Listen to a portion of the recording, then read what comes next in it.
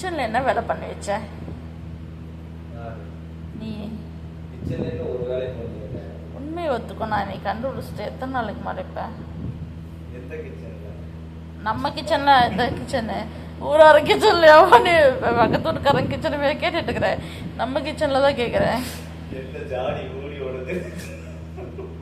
அது எப்படி நாசுக்கா ஆளுக்கா அப்புறம் ஃபெவிக்விக்கா என்னத்தை போட்டு ஒட்டின ஃபெவிக்விக்கை போட்டு ஒட்டி வச்சுட்டு ஏன் அதை கண்டுபிடிக்க மாட்டேன் நினச்சியா?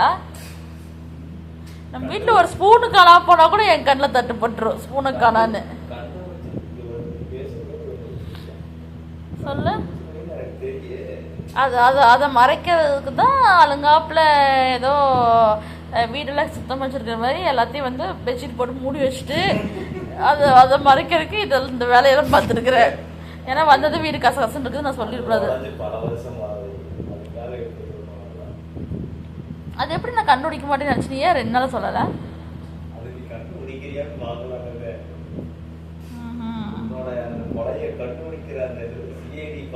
ஓ, அதுக்காக நீ வேணும்னே கீழே போட்டு உடச்சி.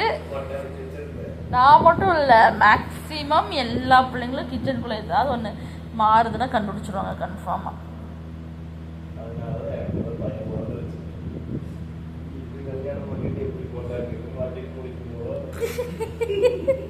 இதுக்கெல்லாம் முதல்ல கல்யாணம் பண்ணுங்களா பெருசாச்சுன்னா?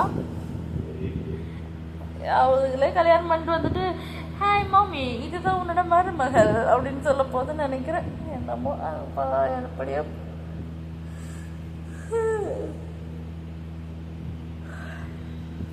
அது எப்படி ஒரு பீஸ் கூட காணாமல் போகாமல் அது உடஞ்சது?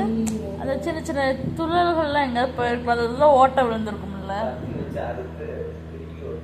இல்லை கேட்குற கீழே விழுந்து வாக்கில் எங்கே போட்ட?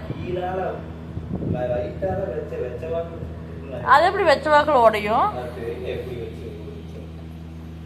இந்த ஜாடி வாங்கி இங்கே அது என்னது இங்கேருந்து உத்தரலேருந்து பாண்டிச்சேரி போய் பாண்டிச்சேரியிலேருந்து சூரத்கட் போய் சூரத்கட்லேருந்து இப்போ ஜோத்பூர் வந்துருக்குது.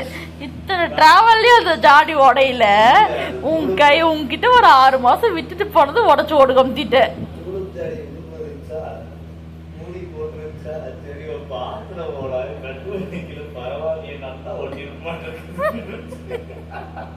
அன்னைக்கு அந்த கேக் போட்ட உப்பு போடலான்னு அதை எடுத்தேன்.